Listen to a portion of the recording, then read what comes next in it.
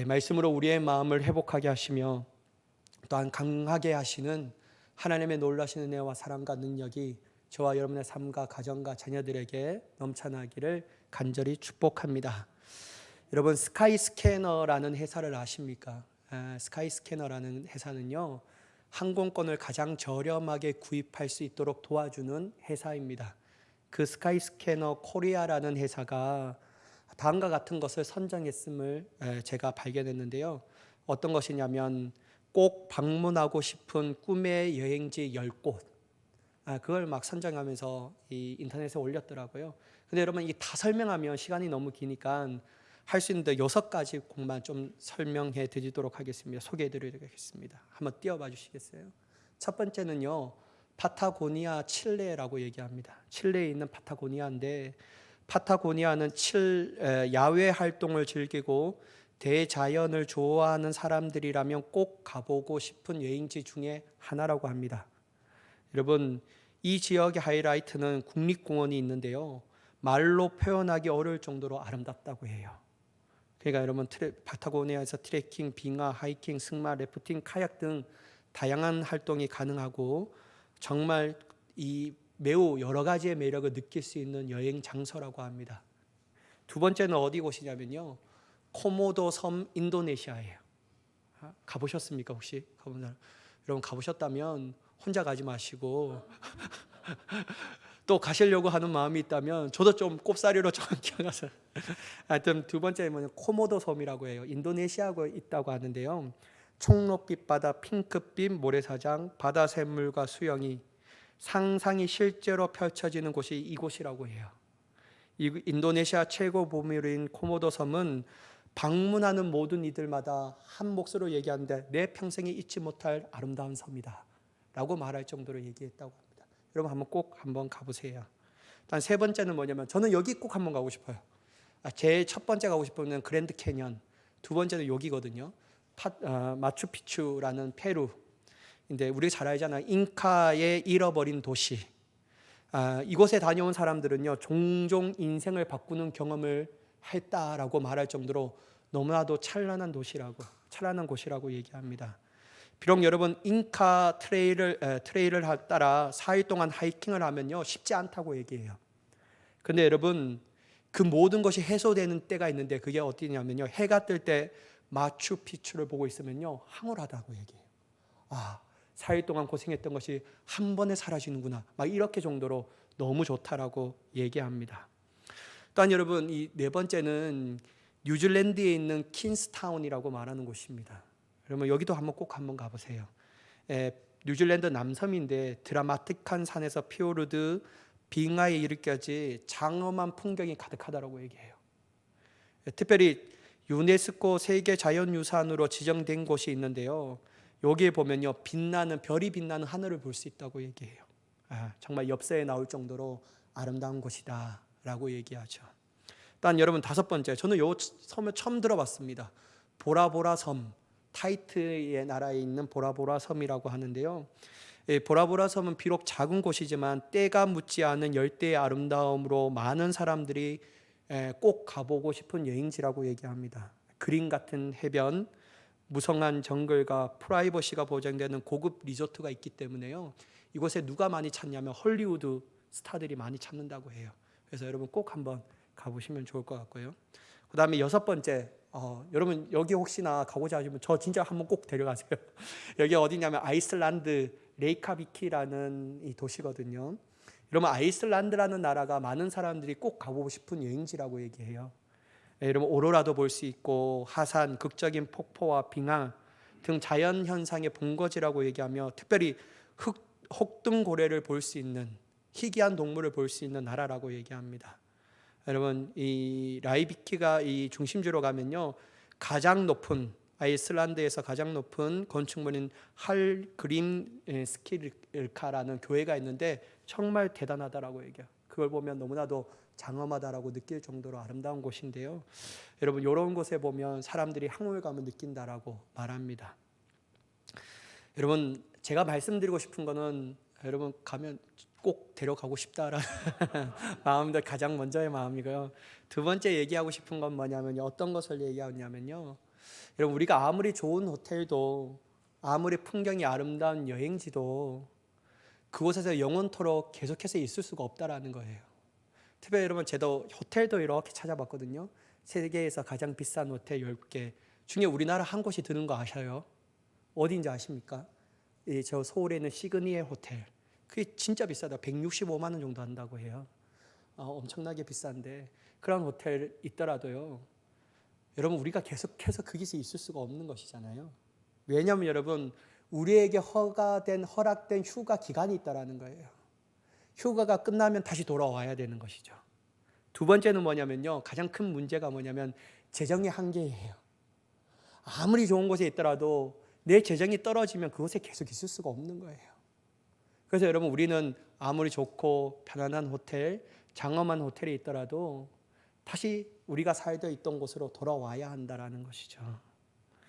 그리고 가장 큰 이유는 여전히 그곳은 우리가 생활하는 삶의 터전이 아니라는 것이죠.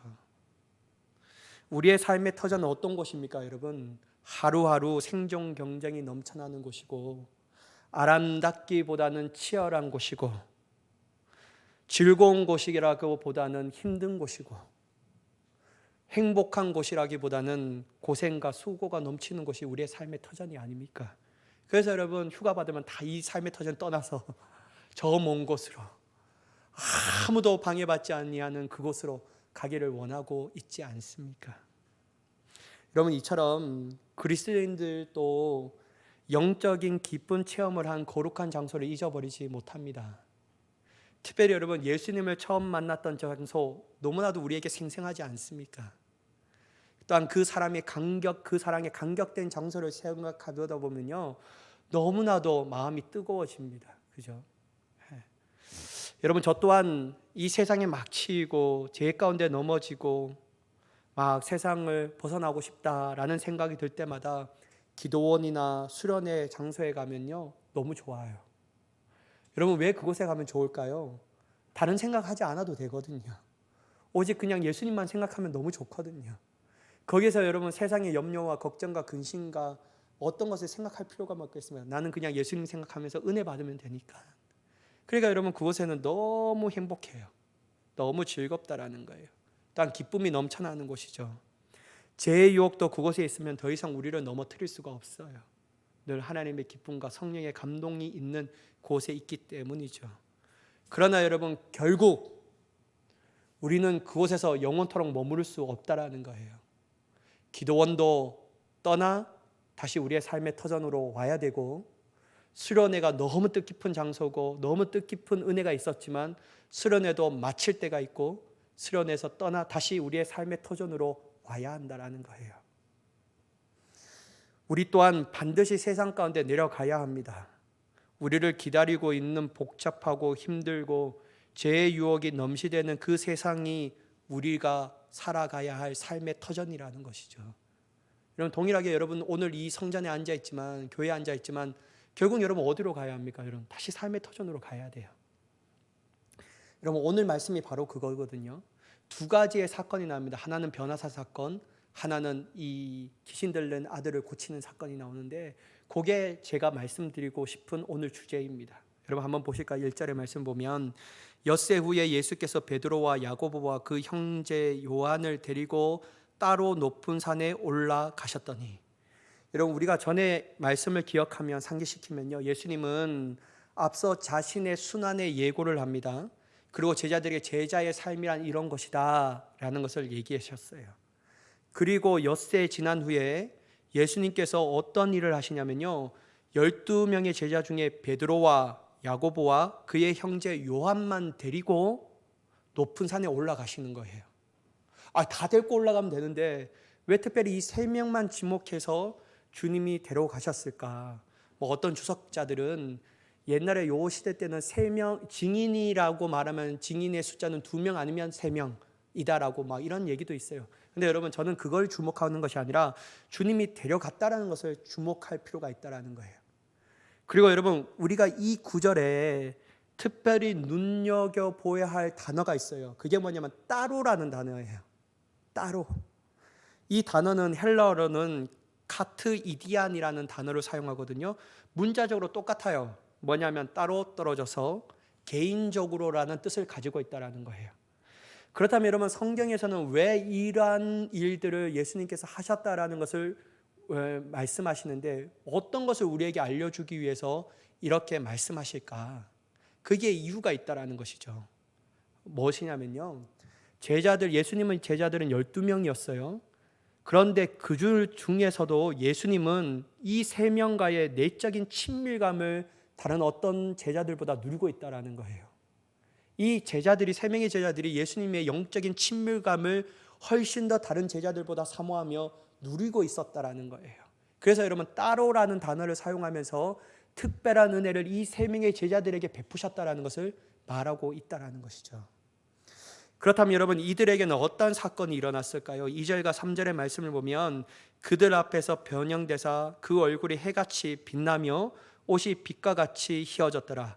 그때 모세와 엘리야가 예수와 더불어 말하는 것이 그들에게 보이거늘. 여러분, 그들 눈앞에 놀란 사건이 벌어지는데 어떤 사건이냐면요, 예수님께서 산 위에서 영광스러운 모습으로 변화되셨어요. 아주 너무 광채가 빛났다라고 얘기합니다.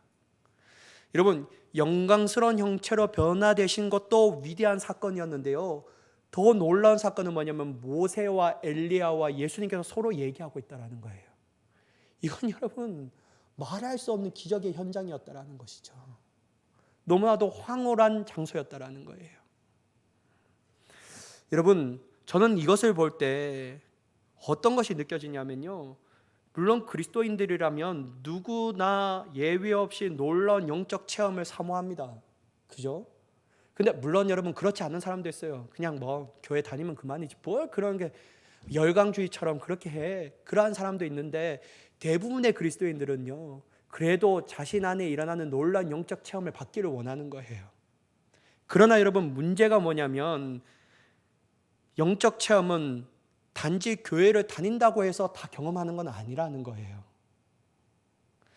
여러분, 예수님과의 특별한 만남, 특별한 기적의 체험, 놀라운 역사는 12명의 제자가 다 경험해지는 것이 아니라 그 중에 3명만 경험되어지게 되었다는 거예요.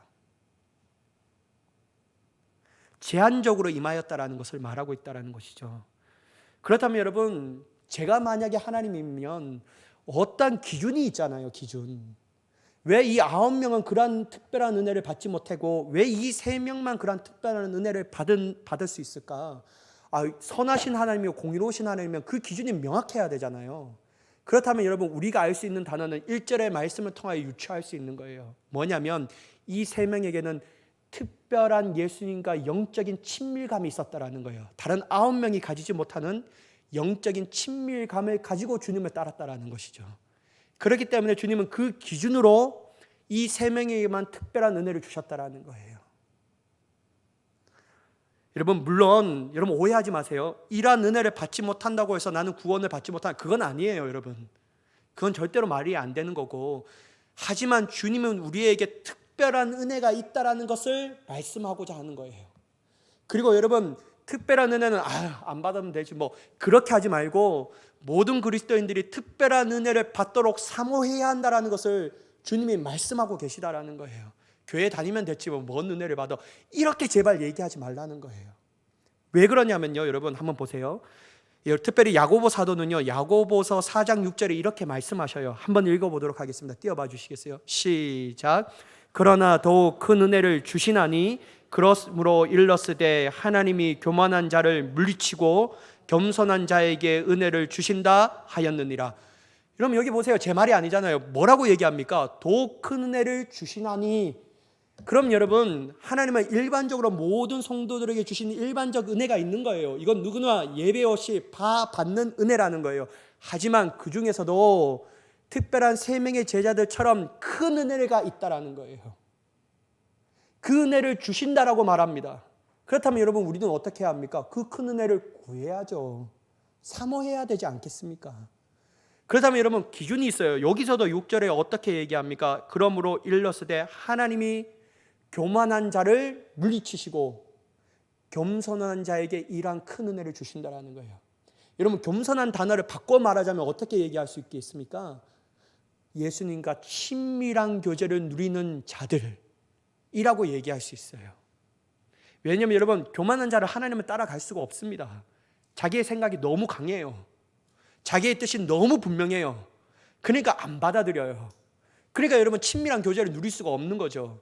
근데 여러분, 겸손한 자는 자기의 의지를 꺾고 자기의 생각을 내려놓고 하나님의 내 삶의 중심, 예수 그리스도께서 내 삶의 왕이시로 모셔드리기 때문에요, 그들은 큰 은혜를 사모하며 나아갈 수밖에 없는 줄 믿습니다. 그래서 여러분, 큰 은혜가 있다라는 거예요. 두 번째, 이 말로 끝나는 게 아니에요. 베드로전서 2장 2절의 말씀인데요, 한번 같이 읽어보도록 하겠습니다. 시작. 갓난아기들 같이 순전하고 신령한 젖을 사모하라. 이는 그로 말미암아 너희가 구원에 이르도록 자라게 하려 함이라. 여러분, 여기서 어떠한 것이 있다고 말합니까? 순전하고 신령한 젖이 있다라고 말해요. 그것을 사모하라라고 말하고 있다라는 거예요. 그러니까 여러분, 우리가 교회만 다니면 다 됐지 뭐 이렇게 얘기하면 안 돼요. 여러분, 진짜 그건 무지한 말입니다. 그런 것이 일반적인 은혜가 있어요. 그건 저는 부인하는 게 아니에요. 하지만 주님이 원하시는 삶은 순정하고 신령한 젖이 있다는 것을 분명하게 얘기하잖아요. 여러분, 여기서 분명하게 얘기하잖아요. 그래서 여러분, 갓난 아기들처럼 신령하고 순전한 젖을 너희가 사모해야 한다. 이것으로 말미암아 구원에 이르게 하도록 주님께서 너희 안에 역사하신다라고 분명하게 얘기하잖아요. 여러분, 특별히 여러분, 갓난아기라는 단어를 보여야 되는데, 갓난아기는 어떤 것일까요? 자기의 의지가 있을까요? 없을까요? 없어요. 이 여러분, 부모가 먹여주지 않으면 어찌할 수 없는 거예요. 그래서 여러분, 갓난아기는 부모에 대해서 먹여달라고 울며 불며 부르짖을 수밖에 없는 거예요. 이처럼 여러분, 사모해야 한다는 거예요. 여러분, 또 사도 바울이 얘기한 게 있거든요. 고린도전서 12장 31절 한번 읽어보도록 하겠습니다. 시작. 너희는 더욱 큰 은사를 사모하라. 내가 또한 가장 좋은 길을 너희에게 보이리라. 여러분, 어떤 은사가 있다고요? 큰 은사가 있다라는 거예요. 여러분, 은사도 다른 말로 말하면 하나님의 선물이잖아요. 선물이셔요. 그럼 여러분, 이 은사를 다른 말로 하나님의 선물을 어떤 것으로 대체하며 얘기할 수가 있겠습니까? 은혜라고 얘기할 수 있어요. 여러분, 하나님의 큰 은혜가 있다라는 거예요. 큰 은혜가 있습니다, 여러분. 교회만 다녔죠. 그렇게 하지 말고 제발 큰 은혜를 사모하라고 얘기하고 있잖아요. 큰 은혜가 있다. 특별히 여러분, 사도 바울이 너희는 더 큰 은혜를 사모하라고 분명하게 얘기하고 있어요. 왜 이 은혜를 사모해야 되냐면요, 어떤 32절 후반부에 보면 내가 또한 가장 좋은 길을 너희에게 보이리라.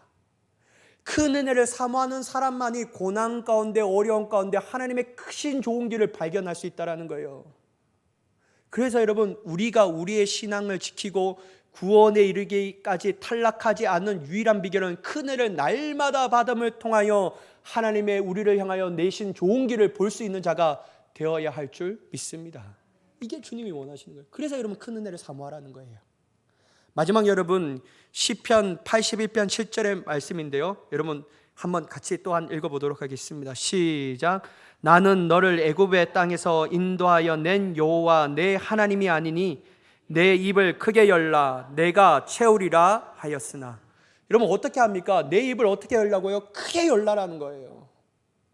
이 말을 다른 말로 말합니까? 사모하라는 거예요. 사모하라는 거예요. 여러분, 제 입이 좀 작거든요. 그래서 여러분, 이게 큰 걸 먹으려고 하면요 좀 힘들어요. 근데 여러분, 입에 계속 이렇게 하면요 좀 벌어져요. 믿든지 아니 믿든지 그건 여러분의 자유고. 여러분, 크게 입이 큰 사람이 더 많은 것을 먹습니다. 여러분, 하나님이 뭐라고 하냐면요, 내 입을 크게 열라는 거예요. 너가 사모하는 만큼 내가 부어주리라는 거예요. 그래서 여러분, 하나님의 은혜를 구하는 자에게는 그 은혜를 부어주신다라는 거예요. 주님의 약속입니다. 여러분, 약속이에요. 그러니까 하나님을 의심하지 말고 우리의 입생 가운데 하나님을 향하여 입을 크게 열면 더 큰 은사와 큰 은혜를 사모하는 자에게는 하나님의 그 크신 은혜를 너에게 부어주리라. 이게 주님의 약속이라는 거예요. 근데 여러분, 교회만 다니면 답니까? 아니라는 거예요. 세상의 일은 그렇게 열심히 하는데 교회 일은 아무렇지 않게 해도 내가 예수님 믿고 교회만 나오는 게 다르지 나한테 봉사와 헌신과 충성은 요구하지만 이게 말이나 되는 말입니까? 대접만 받으려고 하면 됩니까? 하나님 위하여 헌신해야죠. 충성해야죠. 하나님 앞에 우리의 삶을 드려야죠. 그게 여러분 큰 은사를 사모하는 삶이라는 거예요. 그러면 그런 만큼 하나님께서 큰 은혜를 주시리라. 사랑하는 여러분, 사모하십시오. 여러분의 입을 더욱더 크게 열기를 간절히 소망합니다. 그러면 여러분 하나님께서 여러분의 입술 안에 하나님의 위대한 복을 채워주시는 줄 믿습니다. 의심하지 마세요. 하나님 반드시 채워주시겠다는 거예요. 여러분, 우리가 이러한 큰 은혜를 사모해야 되는데 결국 이러한 큰 은혜 또한 누가 받냐면요, 하나님과 내적인 친밀한 관계를 누리는 사람들만이 그렇게 받을 수가 있다는 거예요. 날마다 겸손하고 자기의 주장을 내세우지 아니하며 하나님의 뜻 가운데 굴복하고 순종하는 사람들만이 친밀한 관계 안에서 더욱더 큰 은혜를 누리며 사모하며 나아가게 된다는 것이죠. 사랑하는 여러분, 저는요 진짜 바라요. 여러분들의 삶이요 큰 복을 받기를 말이에요.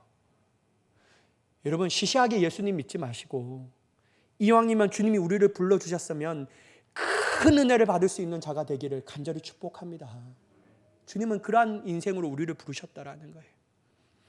여러분 이때 베드로가 다음같이 얘기해요. 4절의 말씀을 보냐면요, 베드로가 예수께 여쭈어 이르되 주여 우리가 여기 있는 것이 좋사오니 만일 주께서 원하시면 내가 여기서 초막 셋을 짓되 하나는 주님을 위하여 하나는 모세를 위하여 하나는 엘리야를 위하여 하리이다. 베드로가 초막을 짓는다라고 말해요. 주님, 난 진짜 여기에 초막 셋을 짓기를 원하거든요.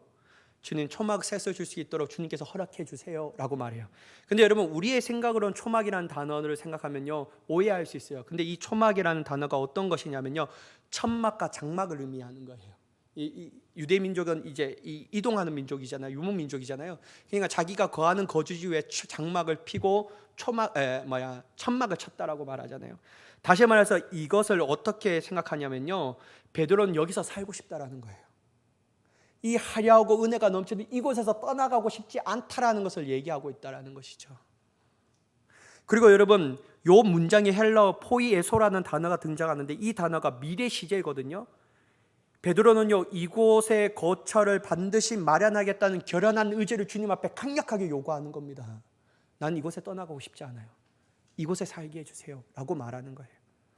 사랑하는 여러분, 제가 앞에서도 말씀드렸지만 신앙생활 하다 보면요 말할 수 없는 큰 기쁨을 경험하는 때가 있습니다. 마치 천국과 같은 시간을 누릴 때가 있어요. 걱정과 슬픔과 염려는 없어지고 오직 하나님이 주시는 기쁨과 행복과 즐거움만이 우리 안에 넘쳐날 때가 있다는 거예요. 그러나 여러분 분명한 것은 계속해서 그 자리에 있을 수 없다는 거잖아요. 세상 안으로 들어가야 하지 않습니까? 그렇다면 여러분 하나님께서 왜 우리에게 그러한 기쁨과 은혜와 믿음과 사랑과 소망과 그러한 것을 우리에게 넘쳐나게 해주셨냐라는 거예요. 교회 안에서는 그런 삶을 살고 교회 밖에서는 세상과 똑같은 삶을 살아라고 그러한 은혜를, 특별한 은혜를 주셨을까요? 그건 아니라는 거잖아요. 하나님이 뜻이 있다라는 거예요. 어떤 뜻이냐면 한번 봐보세요. 만만치 않는 세상에서 하나님의 자녀로 살아가라고 하기 위해서 그러한 은혜를 우리에게 주셨다라는 거예요. 우리의 육체가 끝나지 않는 한 비록 우리가 하늘의 시민권을 가지고 있다고 하더라도 우리는 이 세상에서 등진 채 살아갈 수가 없는 거예요. 세상 따로 나 따로 그렇게 살아갈 수 없어요. 세상이라는 물결 파도 안에서 바다 안에서 헤엄치는 믿음의 사람으로 살아가는 자가 되어야 할 줄 믿습니다. 그래서 여러분 큰 은혜를 주시는 거예요. 우리의 힘으로 살아갈 수 없으니까요. 여러분 한번 보세요. 예수님께서는요 우리가 전에도 이 말씀을 통하여 알았지만 우리를 향하여 다음과 같이 말씀하셔요. 너희는 소금이라고 하는데 어디의 소금이라고 말씀하십니까? 너희는 세상의 소금이니. 교회 안에서만 소금으로 하지 말고 너희가 가야 할 분명한 방향성, 소금의 역할을 해야 할 방향성은 바로 이 장소는 세상이다라고 얘기해요. 또한 여러분 주님은 우리를 세상의 빛으로 부르셨다라는 거예요. 교회 안에서만 빛을 비추는 자가 아니라 세상에서 예수 그리스도의 빛을 비추는 삶으로 부르셨다라는 거예요. 그래서 결국 우리는 세상에서 살아내야 합니다. 어떻게 해요? 하나님의 자녀로. 그게 중요한 거예요. 맛을 잃어버리는 곳에 소금의 맛을 전해야 되며 어두워져 한 치 앞도 보지 못한 세상에서 분명하게 진리를 보여줄 수 있는 믿음의 자녀로 살아가는 우리가 되어야 할 줄 믿습니다. 그렇다면 여러분, 문제가 뭐냐면 우리를 기다리고 있는 세상, 우리가 떠나 살 수 없는 그 세상은 쉽냐라는 거예요. 여러분, 쉬운 사람 계십니까? 너무 부러워요, 그렇게 생각하시면. 저는 무척이나 어렵습니다. 저는요, 교회 안에서만 이 생활하는 문화이지만요, 그럼에도 불구하고 세상에 조금씩 나갈 때마다 참 어렵다, 힘들다. 야, 성도님들은 진짜 얼마나 힘들까? 세상에서 치열한 생존 경제에서 어떻게 살아낼까? 대단하다. 그래서 여러분, 저는 진짜 빈말이 아니라 여러분들이 정말 존경스러워요. 세상에 어떻게 그렇게 살 수 있을까? 근데 여러분, 세상은 만만치가 않는 거예요. 여러분, 한번 생각해 보세요. 오늘 말씀을 보더라도요, 이 산 위에서는 예수님과 베드로와 야고보 그의 형제 요한이 놀라운 역사와 기적의 현장 가운데 기쁨으로 있었잖아요. 근데 여러분, 그 동시에 밑에는 어떤 일들이 벌어졌냐라는 거예요. 참 말할 수 없는 실패들을 제자들이 경험하고 있었다라는 거예요. 치열한 영적 전쟁이 일어나는 그 장소였다라는 거예요. 여러분, 15절의 말씀 한번 보세요. 주여, 내 아들을 불쌍히 여기소서. 그가 간질로 심히 고생하여 자주 불에도 넘어지며 물에도 넘어지는지라. 여러분, 아름답고 위대한 역사가 변화산에서는 일어났지만 밑에서는 영적 전쟁 그 치열함 자체였습니다. 특별히 오늘 말씀을 보면 어떤 아버지가 자신의 아들의 간질이라고 나왔으며 평행 본부인 마가복음, 누가복음은 그것을 어떠한 것 때문에 간질이라고 보았냐면요, 마귀가, 귀신들이 들려서 그 현상의 결과가 간질로 일어났다라고 할 수 있다는 것이죠. 이 귀신이 들어간 거예요. 여러분, 귀신 들린 아들을 데리고 온 아버지가 딱 왔는데요, 예수님이 계신 줄 알고 와봤는데 예수님 안 계셔요. 그럼 여러분은 그냥 예수님 안 계시는 거 다음에 올게요 하고 돌아가겠습니까? 그 9명의 제자들이 남아있잖아요. 예수님과 함께 했던 제자들이라면 예수님처럼 그런 기적을 베푸는 자라고 생각하지 않았겠습니까? 그러니까 이 제자들이 와서 고쳐달라는 거예요. 근데 여러분, 어떻게 되었죠? 고쳤습니까? 못 고쳤어요? 못 고쳐요. 사랑하는 여러분, 영적 전쟁은 치열해요. 우리가 예수님의 제자로서 이 세상에 살아가더라도 반드시 영적 전쟁에서 제자라는 이름을 가지고 있기 때문에 날마다 멋지게 물리치는 삶을 살아가는 것은 아니라는 거예요. 때로는 비참하게 깨질 때도 있습니다. 우리의 무능력이 드러날 때가 있어요. 어떤 누군가로부터 조롱과 비웃음거리가 될 수 있다는 거예요. 업신여기도 당할 수가 있다는 거예요.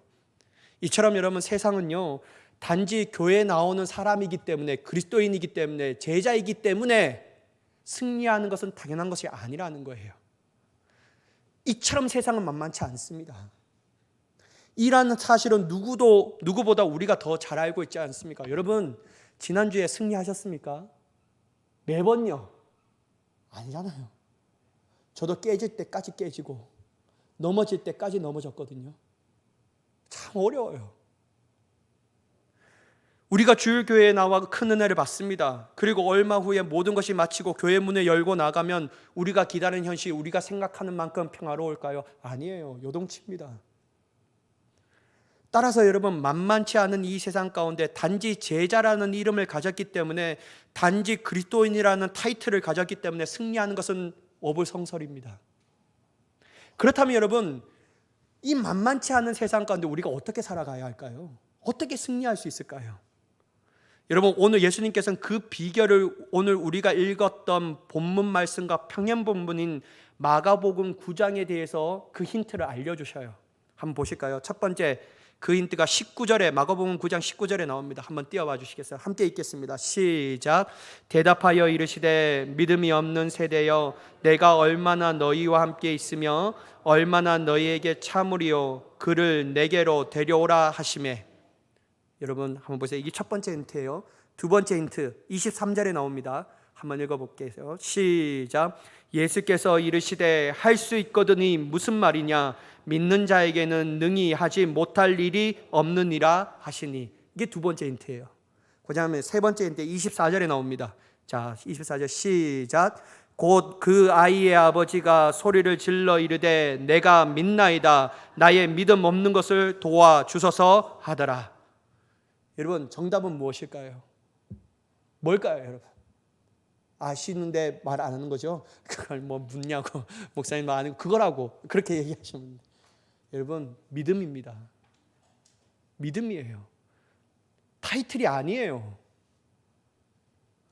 교회에 나온 것 자체가 나의 믿음이 아니에요. 주님은 그리스도인이라는 타이틀, 제자라는 타이틀이 나에게 승리를 가져온다라고 얘기하고 있지 않아요. 그렇다면 여러분, 예수님은 제자들에게 방문론에 대해서 지적해야 합니다. 야, 너희가 제자라는 인식을 하지 않았냐? 제자로서 이겨야지 라고 말하지 않아요. 주님은 그들을 꾸짖을 때 뭐라고 꾸짖으셨습니까? 믿음이 없는 폐역한 세대예요. 믿음에 대하여 책망합니다. 그리고 두 번째 뭐냐면요, 이 아버지가 저는 당신이 하실 수 있거든 내 아들을 고쳐주소서 라고 말하는데, 이게 여러분 가정법이잖아요. 가정문이잖아요. 하실 수 있거든은 할 수도 있고 또 뭐죠? 할 수도 없다. 그러니까 주님이 하실 수 있거든 고쳐달라고 얘기하는데, 이때 예수님이 그 아버지에 대해서 뭐라고 얘기하냐면요, 무슨 말이냐, 믿는 자에게는 어떤 일이 없다고요? 능치 못할 일이 없으리로다. 믿는 자에게 말이에요. 여기서도 믿음에 대해서 언급하셔요. 마지막에 여러분, 이 아버지가 그 얘기를 듣고 바로 주님 앞에 기도합니다. 외칩니다. 뭐라고 예치하냐면요, 주님, 내가 주님을 못 알아봤으면 이렇게 예치지 않아요. 24절에 보면 소리 질러 이르되 내가 믿나이다 나의 믿음 없는 것을 도와주소서. 믿음이에요. 여러분, 그리스도인들이 결국 세상 가운데 승리할 수 있는 유일한 비결은 뭐냐면요, 믿음입니다. 믿음이에요. 예수님은 귀신을 쫓아내지 못한 자들에게도 이렇게 얘기하셨고, 아버지에게도 얘기하셨고, 할 수 있거든요 무슨 말이냐 하라고 말하면서 믿는 자에게 능치 못함이 없다라고 분명하게 얘기하셔요. 그러니 여러분, 우리 또한 하나님의 놀라운 역사를 체험하고 큰 은혜를 주신 이유가 무엇일까요? 믿음을 견고하게 하기 위해서. 결국 그 이유예요. 사랑하는 여러분, 승리하고 싶으십니까? 여러분의 삶 가운데 그리스도인으로 이 세상의 소금과 빛의 사명을 가지고 승리하기를 원하십니까? 그러면 어떻게 해야 되냐면요, 이 자리를 떠날 때 믿음 하나 남겨야 합니다. 믿음을 가지고 세상 가운데 나아가야 하는 거예요. 믿음을 가지고 승리하는 자가 우리가 되어야 할 줄 믿습니다. 믿음으로 저와 여러분들이 큰 은혜를 받고 믿음으로 이 세상 가운데 그리스도인으로 승리하는 삶을 살아가는 저와 여러분이 되기를 예수님의 이름으로 간절히 기도드리옵나이다. 아멘. 우리 같이 기도하겠습니다. 사랑의 하나님, 온전히 주님의 놀라운 능력과 은혜 안에서 주님을 더욱더 보기를 원합니다.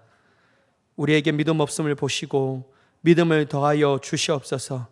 오직 하나님께 영광스러운 믿음을 가지고 주님 앞에 온전히 설 수 있는 자가 되게 하여 주시옵소서. 그렇게 역사하실 하나님을 간절히 기대하오며 예수님의 이름으로 기도드리옵니다. 아멘.